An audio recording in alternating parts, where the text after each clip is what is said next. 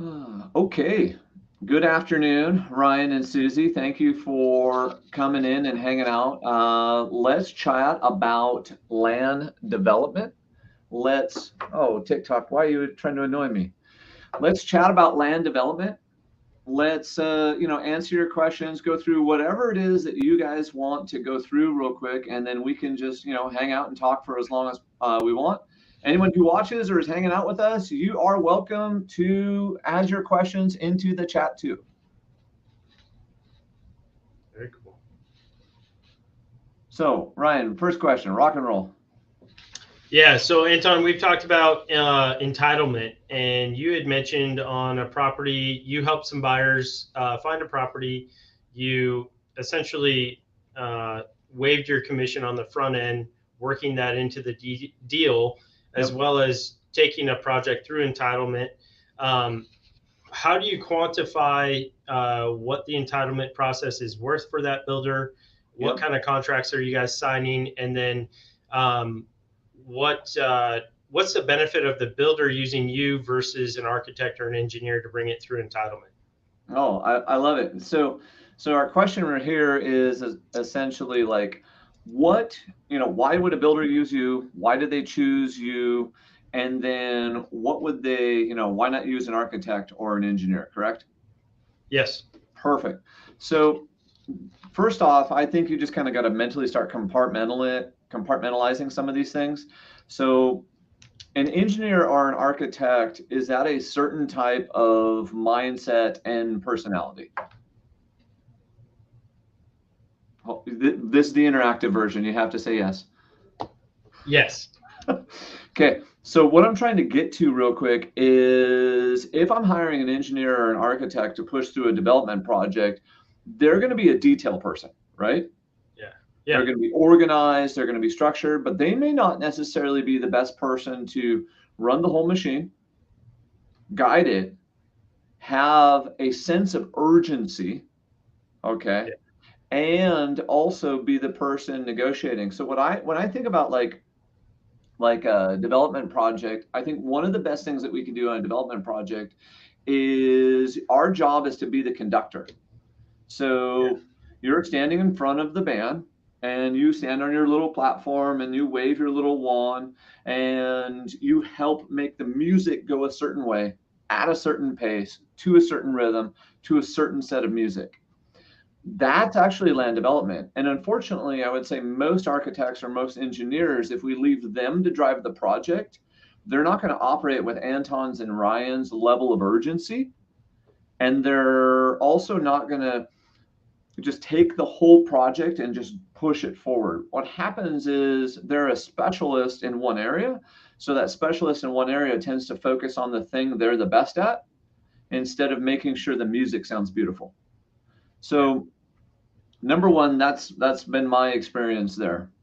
And so two, why would someone hire you to do the development project versus just paying, one of those professionals? For that exact reason.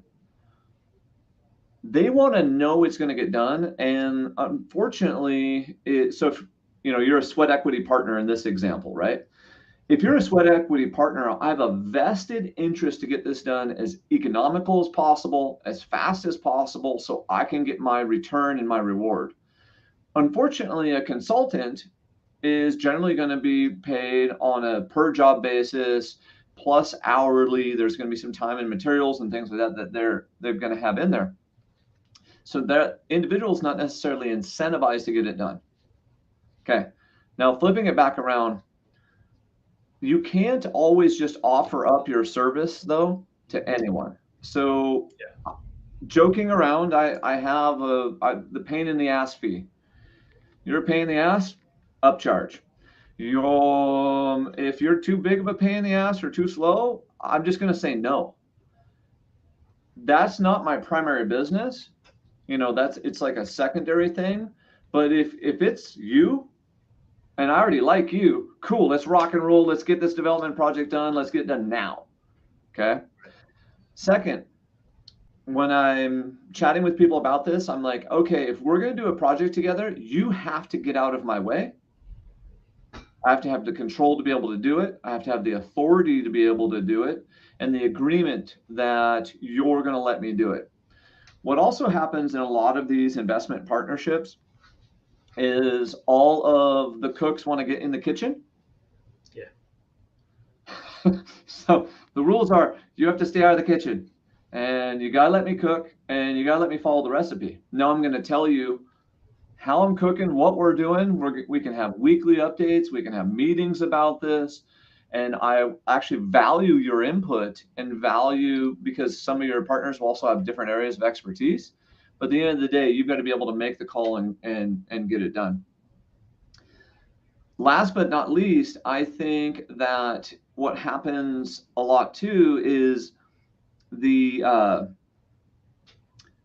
if I'm hiring someone who's just an engineering firm, the project's just going to take longer. Or if I hire just the architect, the way I look at a development project is like every second is burning just money out of control. So we need to get it done as fast as humanly possible. Now, whether that's sweat equity or my own cash or even some of our investors' cash, I'm going to treat it all the same with a high level of respect, urgency, due diligence. And I want it done now because, see, the development timeline, like we talked about before, sir, is so long that every time you miss a day, every time you miss a week, it just keeps prolonging this thing.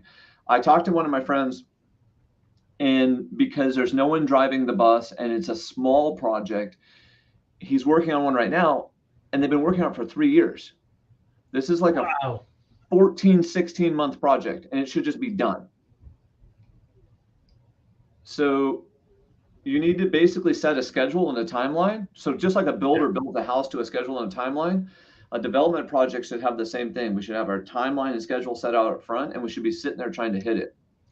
Yeah. I had a call this week, yesterday actually, and I called them and I said with 2 of the consultants, hey, here's the next thing that we need.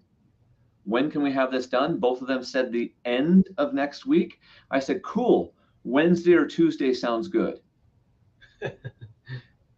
And you're already good at this type of, closing and involvement. So it's just a process of having that conversation with people. Yeah. Okay. What else popping into your brain?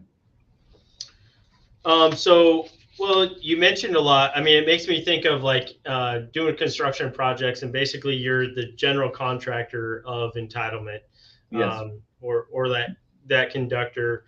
What kind of contracts are you putting together to make sure that when too many cooks get in the kitchen, that you've already put on paper where their workstations really are, and to let the head chef do their work? Like, are you putting that in writing, or are you, because it seems like, these deals all, they can go together and it's this handshake agreement. And then once money starts pouring out, yep. People get, their stuff in a bunch, and attitudes come out and egos come out. So what kind of parameters do you put around that structure to make sure that people stay in their lane? So if you and I are doing an investment deal together, generally speaking, I would be the general partner, and then Ryan and Susie, you guys would end up being a limited partner. So just by the sheer structure of the deal, we're putting that together. And then I think, like all good deals, we have a conversation up front and set the expectations. So then we have our expectations dialogue. Okay, now that's if we're doing an investment deal together. Let's just go to where someone's hiring you to do the entitlement process. Inside of your contract, it basically, here's what we're doing. So inside of what we're doing is a scope of work, deadlines, approximate amount of money, consultants that'll have to be hired, communication standards and expectations.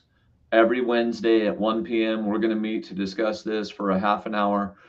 Before that, you'll receive the notes. All notes must be reviewed. If you're flipping through the notes, asking questions before, we're going to skip it. And so you just you really have to just prep. But I think part of it beforehand, be careful who you select. Yeah. You want to go into business with people who know, like, love, and trust you, and that they believe Ryan's going to get it done. And so then they're going to allow him to do it. Now, all real estate is emotional. Okay, so land development, we're not going to get the emotion out of there. It's it's the same as what everyone else experiences. So investors like to pretend, oh, I don't experience emotions. Well, that's a lie. They experience emotions too. And so with a development project, it's not if, it's when. So something constantly breaks and just doesn't work. And your first set of plans don't work out, and then you have to change things. So you have to coach everyone that you up front, we're going to run into issues. Ryan, Susie, I need you when these issues come up to just relax for a second and allow the team time to solve the issue and to figure out where we're at and what the next logical steps are. Right. Because what happens is they hear, oh, and this is an exact example. The lots are not 165 feet wide in the R5 zoning. They have to be 165 feet wide. And then it's immediately, oh no, this project isn't going to work. Okay. And I get it. That's your first emotional response, but land development is about solving problems. This is the world of the giant Rubik's Cube where we're just going to constantly get problems. It's your job to solve them. And then it's your job to over communicate either with client or with investor as to what it is and what a way forward is. And it's okay to say, I don't know the answer. We're going to have a powwow mastermind session with our people, and then we're all going to start to work through this together. Yeah. Got it. Does that answer all of your questions there, sir? Yeah, I think so. I think that's awesome. I see Kelly. Are we adding Kelly in too, or? Yeah. There you go, guys. Hey, Kelly. Hey. Do you want another question, or do you want Kelly or Susie? Do you guys have a question? I caught the last few minutes, so I think I'm understanding where you're at with this. Perfect. No worries. Feel free to ask any questions as we go. Once again, we're just hanging out talking about land development. And same with you people over here on TikTok. I see you too. When you personally or your team are looking for land to develop, are there any criteria that I think you and I had talked about taking an area and just saying, hey, find 100 homes and then farm that 100 homes. Is that the only way that you pursue, or would you take a comprehensive map and say, okay, I want lots that are a half acre to an acre. I know that the zoning is 9,600, which can be changed to 7,200 in the unincorporated Snohomish County. Can I put some layering to my searches and say, I'm going to go after 30 lots that fit this criteria, and I'm going to farm those lots and get somebody to raise their hand to say, I want to sell, versus be limited to one smaller geographical area? Is there some strategy behind that, or how do you pursue that? Phenomenal question. Our favorite strategy that we like to do is I like to go find the client first. So I go and meet Kelly. Kelly's a builder and he likes this type of lot in this area, or he's a developer, likes this type. So what I like to do first is we like to create a list. And so in ideal world, we'd have like 5 to 30 people that we're hunting for. And then we're going to go start hunting those specific things down. So Kelly's my townhome guy, Ryan's my multifamily, and Susie only builds luxury homes. Okay, no, these are completely different. Yeah, I know, it's awesome. And these are completely different, criteria. But if I know that, then what I can do is exactly what you're saying. I can go into the comprehensive plan and I can start to identify targets that would match each one of their buy boxes. And then let's say we identify, and I'd love to have like 5 to 50, 5 to 100, but definitely more than one or two targets. And then we're going to go back to the thing that we've always done. We're going to mail them, we're going to text them, we're going to call them, we're going to send them social messages, we're going to door knock, whatever it may be to get a hold of this person, and we're going to do it very consistently. Right. And Gotcha. and then one of the things to always think about for development projects in general is most of the time I'm going to find a deal that's going to match Kelly, right? But that seller is not necessarily ready today. So a lot of this game with land in general is about creating long-term relationships with people and then chatting with them over years. Right. You know, every once in a while you'll reach out to 20 people and you get one that just, yes, I'm ready to go right now, but the vast majority will be, no, I'm not. So then it's just an opportunity for you to build a relationship and be there in the future. So one, build a list. Go ahead. Oh, sorry. I was just going to ask how you measure those, basically your ROI as well as your success on those. Are you measuring every touch, and then are you measuring the results from those touches? Yeah, so I like numbers and stats. Most people know that, like super nerd. So we're going to measure every touch, every communication. In an ideal world, what I'm trying to figure out is what's my average timeline to get a townhome lot? Yeah. What is the amount of money I have to spend in marketing to get a townhome lot? Now, is that timeline different than multifamily? Is it different than single family? Is it different than industrial? And what I'm trying to do is I'm trying to build this idea of the seller profile, the persona for conversation, and then I'm trying to match it with my builder developer people. And I'm trying to have enough in the pipe to where I know my builder developer guys need this many lots and this much land, and I've got enough activities to kind of feed that as a pipeline. And though when we're just starting out, because I know you've been doing this for a little bit, but still somewhat in the beginning, don't worry about that next step. Just go make a bunch of phone calls, chat with a bunch of people, turn over a bunch of rocks, and start to figure out what's going to work best. And you'll find that different people will just respond to different things. I mean, you've done marketing, so I'm preaching to the choir here. Gotcha.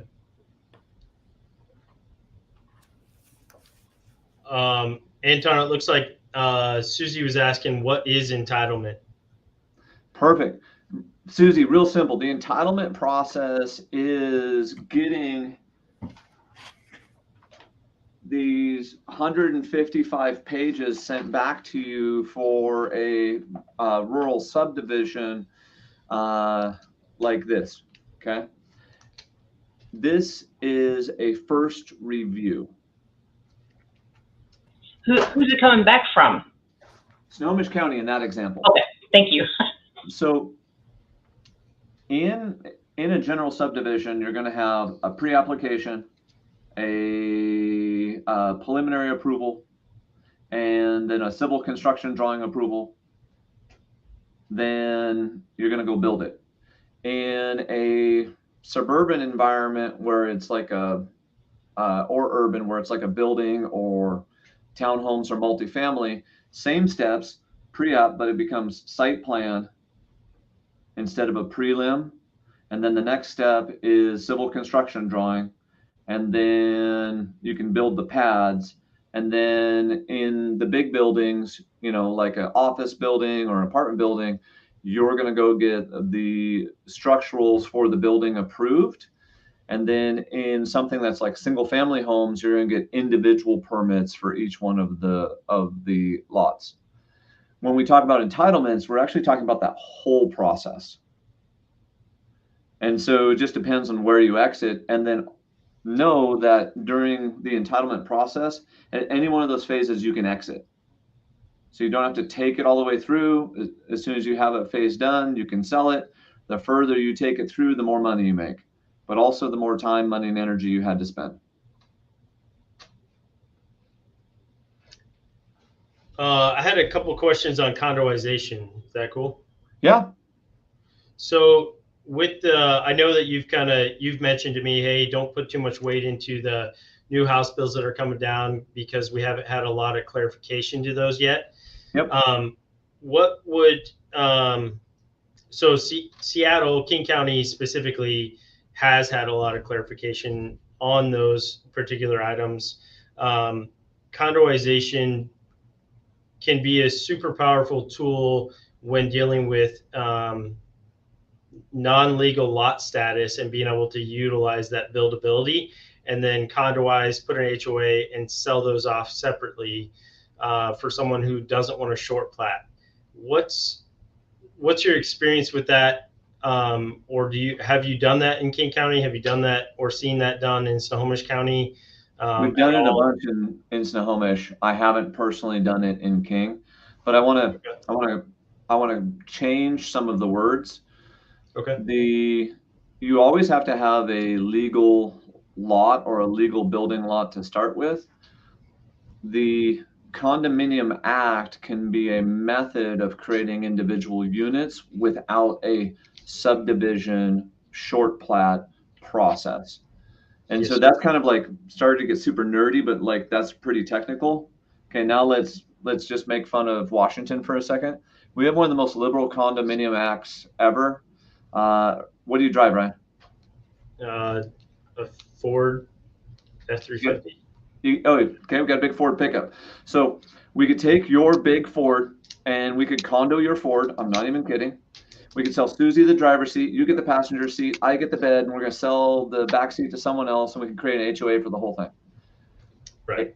That's what's crazy about our Condo Act. So our Condo Act is liberal, and so one thing you do have to be careful of is because it is more liberal than other states, is sometimes you'll create things that have a hard time being financed. Right. So you want to double check with a couple lenders before you do it, just to make sure. So back in the day, we would put big duplexes on 5-acre lots and then condo off each side. That was my first introduction to this. And then, of course, I should have put that on mute. Hold on, there we go. Hater button. And there we go, muted.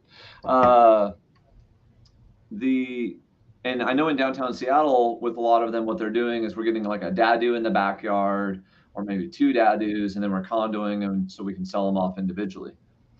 The condominium process is pretty simple. It's get a survey, get the condo map drawn, and then the legal descriptions become the individual units where they are located, and then we can sell them individually. Now, here's one of the stupid hurdles that people don't think about.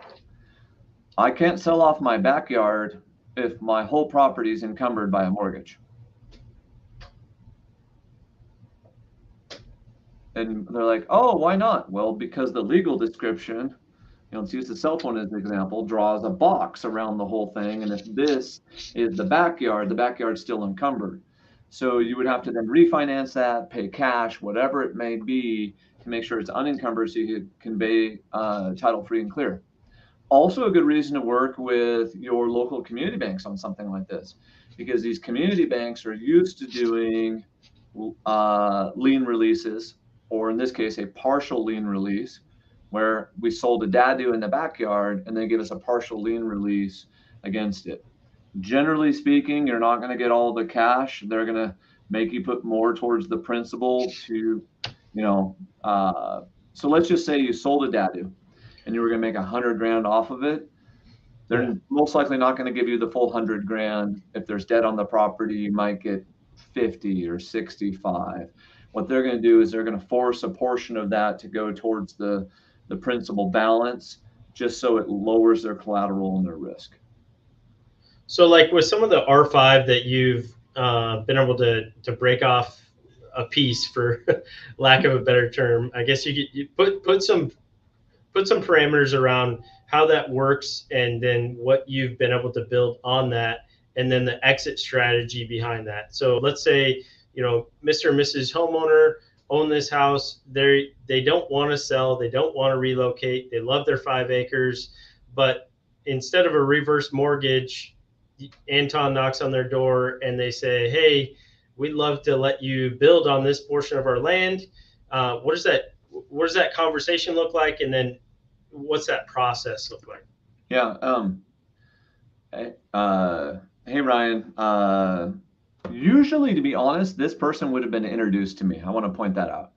Like, this person usually finds us through marketing or our sphere of influence, where they want to stay, but they want to know how to sell a portion of their property. Okay. I don't find this person calling as much, but I need to caveat this, because we weren't doing it because middle housing and the new ADU bill all just started, and the R5 zoning just started allowing the ADUs. So I don't have a track record of hunting this, because this is all happening in real time right now. In the future, I could see it. So the majority of the conversations in the past is we look at the property and we say, okay, Ryan, what do you owe on it?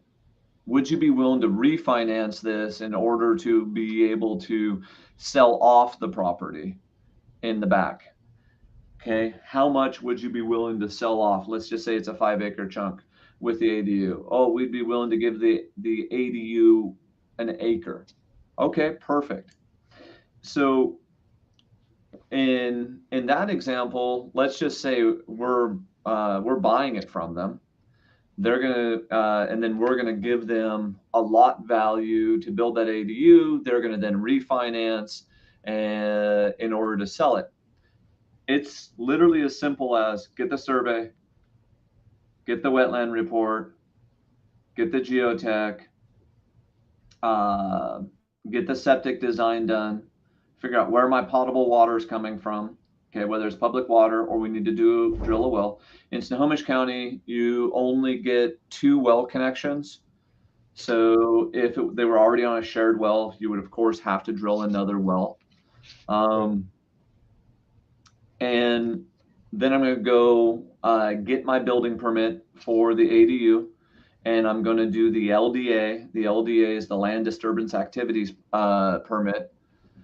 Mm-hmm. Once I've got the permit and the structure built, as I'm doing that, the foundation comes in. They're going to come back and they're going to survey in the foundation to know the exact location of where it is on the property.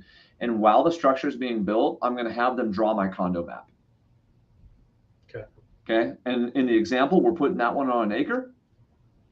Okay. It's done. It's finalized. We got our certificate of occupancy. While that was happening, we had the HOA docs put together. We got the entity opened, and we put money into the entity so it was operational. Boom, turn around. Now I can sell the units individually. Oh, excuse me, go record the condo declaration with the map. Now I have unit A and B. Now I can sell unit B. The DADU. Right. Got it. It's not as complex as what people think. It's just another set of paperwork. So it's just going to add another 4 to 6 weeks to the process to condoize something. Now that original homeowner, they're going to now be part of that HOA. Is that correct? Their parcel? They're going to be parcel A, and in our example, they'd be the DADU would be parcel B. Yeah. Okay. Very cool. Speaking to just your, a lot of, I've only been doing this 3 years. A lot of agents that I meet are very focused on what I kind of call retail residential, which is just, but first-time home buyers or, selling a house, buying another house, kind of shelf type product. What would you say to agents right now in this time, as far as how to think creatively and how to help people. I think with some of the changes that are coming down, if they do come down the way that they're written right now, there's a lot of opportunity for some first-time home buyers to be able to create a lot of wealth by utilizing the condoization. How do you recommend agents become more educated on these different applications, and then how would you recommend them talking to their clients to be able to bring their clients down this path that is more of a investor mindset versus a first-time buyer or retail real estate? I think like the one thing we got to be thinking about first is that one, you won't be able to convince everyone to be an investor. Okay. Right. So not everyone is an investor in anything. So just know that right up front. Two, you have to teach people about this slowly. Everyone, we all have some emotion tied to money. Okay. It's good emotion, it's bad emotion, but we have emotion tied to money. Three, how does the agent get educated on this? The agent themselves or the broker or wholesaler, whoever it is that wants to get educated on the land development process, needs to start going to the county council meetings on land use, zoning changes, and comprehensive plans, and doing the exact same thing on your city level. So if you're going to count, and I live in Marysville, and most of what we do is in Snohomish County. So I have a very good grasp of most of Snohomish County, and then a super hardcore grasp of Lake Stevens, Marysville, Everett, Arlington. Like I know those chunks of that market, like inside and out, everything about them. The next thing that people need to do too is they need to start paying attention to land sales, and then realize the vast majority of land and land development projects do not sell through the MLS. So they've got to talk to someone like Gary Kruick and Mike Appleby at Chicago Title. You've got to find those title reps who know this, who can then feed you that information. And you've got to be willing to also dig through tax records yourself and just pay attention. And I know that people don't like this last one, but this is the truth. You need to drive around. You need to drive around and look at things and just pay attention.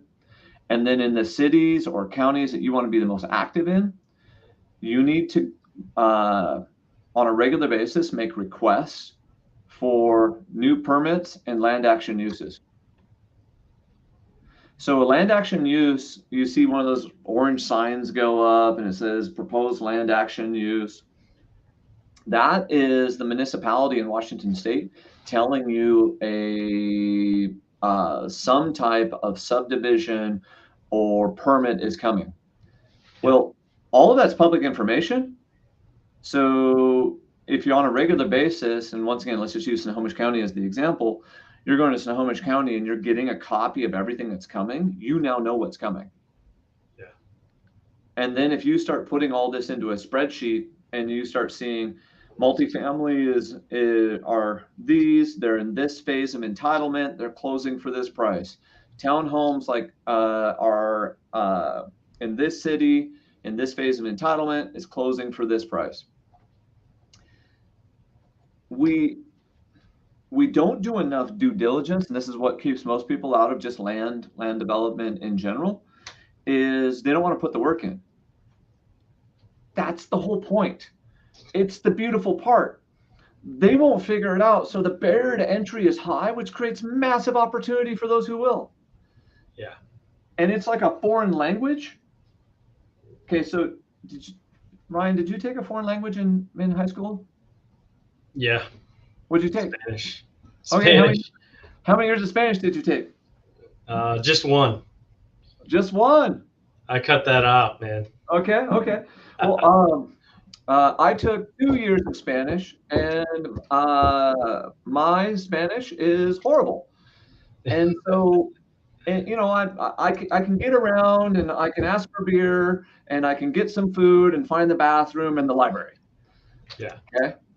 So I did 2 years of education on that, and I'm still not that good. Now flip it over to land development.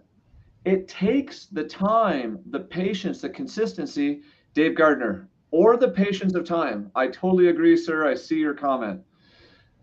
You just put the time in and it happens, and it's okay. Land development, this is a giant elephant. Just eat the elephant a bite at a time. Okay? Right. All you do is consistently put it in your calendar to work on it, and over a 2 to a 5 year period, you'll start to become very familiar with the market and the land development and entitlement process. And how has that ability and skill set changed your business? You're unique. So 2 weeks ago, I get a call from an agent that works not even in a KW. They work in an outside brokerage. And they said, hey, we have a multifamily project in one of your areas. Would you take a look at this multifamily project for our client? And then will you just send us a referral if you sell it? Absolutely. Hey, P.S., if I buy it, can I just send you a referral too? And they're like, yeah, that totally works. And I said, perfect. So what happens is riches are in the niches. So I'm known as being a problem solver, a multifamily, a townhome, a development guy in Snohomish County. Okay. I don't play as much in King, but yeah, I've got stuff up in Whatcom. I've got stuff in Thurston. The majority I avoid King. It's just they're too much of a pain, and land development's already hard enough. But to go back to the question, or just to talk about it, is you need to be known as the expert in that area, and that just is a function of time. And that's also a function of, doing this TikTok live and being live on, Facebook and Twitter and YouTube all at once while we have a conversation. So what's funny is this right now is even a type of marketing to an audience by us just simply having these conversations. Absolutely. What else? What would you say as these zoning changes are coming down? A thought came to me today, with people who are looking to maximize the use of their properties. I guess my thought is whatever you can figure out to do right now with the current codes and zoning, just do it, put it into action and do it. Do you have any other thoughts on that? Or there's some different changes that are coming down that, places where you might be able to fit 4 doors right now, potentially you could fit 8 to 12 with the different zoning changes or the urban growth plan. Are people getting caught in the weeds too much by just not taking action, or what's your strategy behind that? I think so. I've been playing real estate investing and land stuff for 20 years. And the most common theme that I see is I'm getting ready to get ready to get ready. And I need a better spreadsheet, and I need to go to this class. Oh, I got to save this money. It's simply an action. So I think I'd rather have you go buy a property or a project and lose money than to not do one. Because if you're hardcore, you're going to figure it out, and you're going to keep going, and you're going to make a ton of money. What most people do is they just don't do anything. So they're just sitting there just waiting and waiting and waiting. So like, how do I set a deadline for myself by which I have to take action? Yeah. How do I set like such big goals that daily I have to take activity towards it? Even if I don't know the activity I should be taking, but I'm taking some on a daily basis. And then a lot of people will also, so there's this mentality, right? And this is all investors and all humans. This fear of loss in our brain it hurts our heart more than the fear of gain. So they have a project, and like you were saying, Ryan, it holds 4 units, but during a rezone or a comprehensive plan change, it may go to 12. So they're sitting there waiting and waiting and waiting and waiting for this thing to change. I would say probably 70, 80% of the time, they would make more money if they just literally built the fourplex, did the deal, sold it, took the money, bought another one, and just kept moving. We underestimate the compounding of money over time, and we underestimate the velocity of capital as capital is turning over. And most people don't look at, your internal rate of return, so they're not seeing like the rate of growth. And especially when you're sitting on just a piece of land, what's my cash flow? So all I'm betting on at that moment is appreciation. So does it make sense to buy the absolute best corner lot and maybe sit on that one, for the future? Yes. But if you are sitting on 5 pieces of land and doing nothing and there's no cash flow coming in, you're wasting your time. Yeah. And I got to caveat what I just said too. My goals are way bigger than most people. So you have to take what I said with a little bit of a grain of salt, because if your goals and your level of comfort is different than mine, then maybe you won't want to move as fast. See, I want to move really, really fast until I'm like 55 to 58, and then I want to go into pay down mode. Yeah. And but to your point, if we're constantly redefining your goals and not taking action, then we'll be 55 to 58 in the same spot we were when we were 35 to 38. Bingo. That's exactly it. And you can go into the city or the county, you can go check when the comprehensive plan is going to get updated, and you can kind of get a general idea, but also know there's no guarantees. Now, having said all that, let's put a period on that sentence and shove that one to the side. With the new zoning that just came out, there is sometimes when you should be pausing for a moment, because with the new ADU laws that are coming and the middle housing bill, you may go from having a 5-lot short plat of 5 single-family homes to a 5-lot short plat of all duplexes.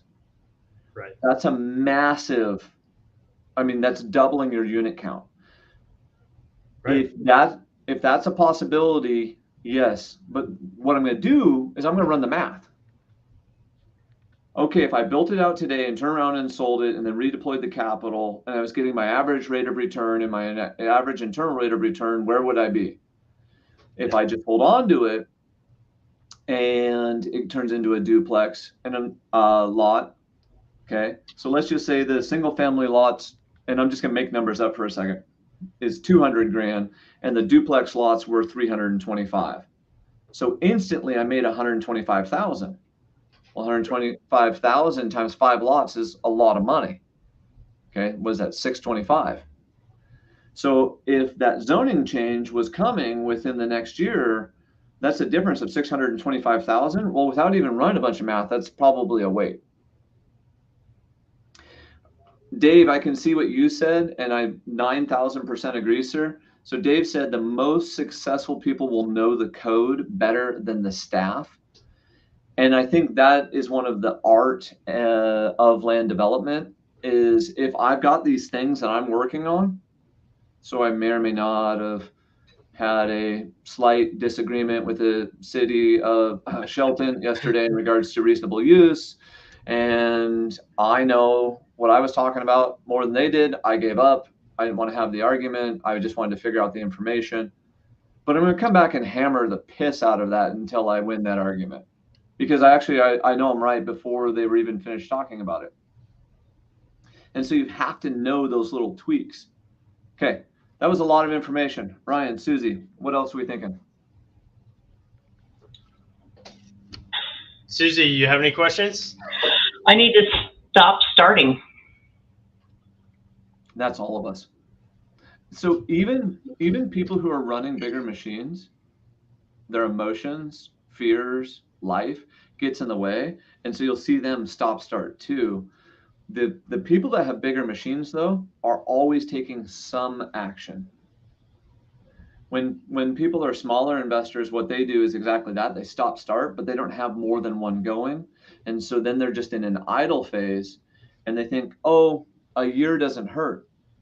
What's a year times 50,000, or where you would have made, let's say, $50,000. Now times that out at a 6% rate of return over a 30-year period. It's a massive number. Yeah. What else, sir? Well, I know recently you talked about owner financing because you just got a owner finance deal under contract on one of your other podcasts, and I just so I think there's a lot of fear for people who don't understand owner financing. Yep. Like, where's it go? How does escrow work? Who actually owns it? How's that? They just don't understand how the owner basically becomes the bank. And so can you squash some of those fears? And I think, to your point, as well as confirm with some other people, I just think this is a great opportunity. If you're a real estate agent and maybe your unit count, your transaction count isn't as high as it has been last year, or maybe there's been some ups and downs in your business. I'm saying this to encourage myself, but to encourage others, go find an owner finance deal that you can help someone mitigate their tax risk and liability, but you can get into something while the market is in a very emotional time. Yes. And you can maximize on the deals that are out there so that your future you will be very happy. Can you talk on that for a minute?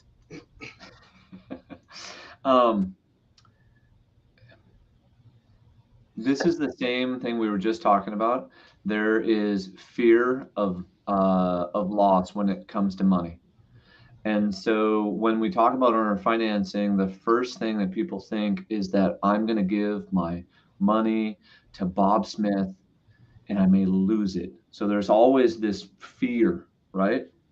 And hey, Brandon, I see massive action. We need to take massive action, brother.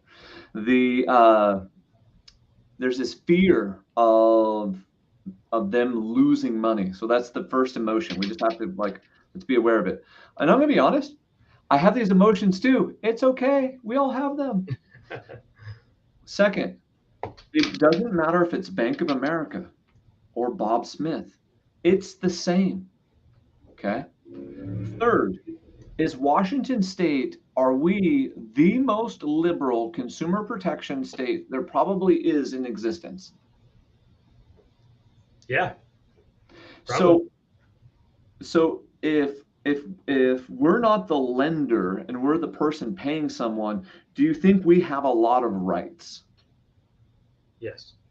100%. So you're very protected as the person who, that it's your debt and you're paying Bob Smith, the bank. So I think that's immediately the misconceptions is fear of loss, and it's going to be harder, and they could take my money and I'm not protected, when in fact you're in an extremely protected situation there. Also, we use a lot of payment services companies when we do things like this. So you get a third party that collects, that can collect the taxes, the insurance, and then they keep great records and documents. If there's no mortgage on the property and it's true owner financing, then we're just using the payment collection company and it's turned around and it's just paying right out to the seller. If there is still some debt on the property, let's call it $100,000, then what happens is the payment collection goes into the payment collection company. It pays the first part to the first $100,000, then it pays the rest to Bob Smith. Yeah. You can structure these things and protect yourself at an unbelievable rate. Okay, so then why is more of it not happening? because you don't ask. That's it. People don't feel comfortable asking. They don't know how to ask. And they're not finding enough motivated people to ask. Now, let me flip it over. Not all owner financing deals are because the seller is super motivated. Some are because they don't want to be a landlord anymore. 2, they don't want to pay a bunch in capital gains taxes all at once, and they want to defer it over a period of time.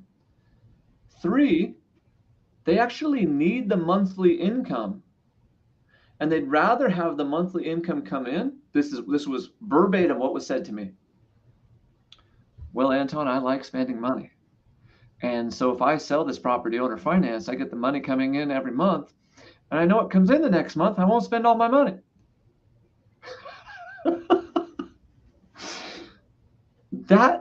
So over the next 24 months, during this not recession, government raising interest rates through the roof, blah, blah, blah, we are going to continue to see probably more and more of this. It's going to be a little bit more commonplace. Now, also understand on the land side and the large multifamily side, owner financing is very common. Mm-hmm. So the reason a lot of people say it's not is because they're only a residential agent living in this one little box. And what we're talking about on this right here is getting outside of that box and finding the new set of opportunities. Totally. That answer your question, sir? Yeah. It's awesome. That's awesome. What else was on our list? You had a bunch of questions. I just want to make sure I get them all answered before we run away. And then, Dave Gardner says, discuss the different phases to sell off. You don't always have to wait until the end. 100% correct. So the thing about like in a development project is there's different levels of lift. And this goes back to what you and I were talking about earlier, Susie, is there's raw land, pre-app, and then once again, prelim or site plan, civil construction, and then, the final lot or the final pad. Each one of those, it goes up, but the biggest jump is in that like pre-app. Once I have a pre-app that's approved, whether it's a site plan or a preliminary, the municipality has agreed on paper that what I'm proposing is legit. That is a very, okay, this one's not quite there, but this one will be there in probably the next 60 days. Then this becomes a very sellable item because not all the hard work, but a big chunk of the hard work is done. And then what happens is it only goes up a little bit. So your biggest jump is for prelim. Now, when the market's really hot like it is right now, this is what's weird. The builder developer market's still pretty churning and it's heating back up again, even though residential isn't as hot. There are times when you've already made a good enough return that you may not get any of those entitlements and you may just sell it just so you can be done. Okay, because the return's big and you don't want to wait the next 24 months, 36 months, whatever it may be, in order to get all the way through.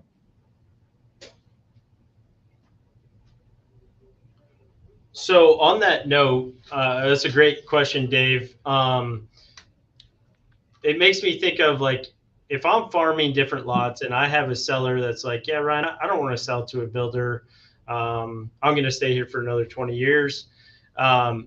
But I have the knowledge and the tools to be able to bring them through that pre-app process and explain to them, okay, great. Well, what if things change in the next couple of years? Would it be worth your while to take your property through the pre-app process so that we could take your property from being a retail residential product to being something that a builder would consider giving you move money that would motivate you to relocate? Is that a conversation worth having? And is that is that something that you guys have utilized in the past? It is, but the majority of people don't have that kind of coin.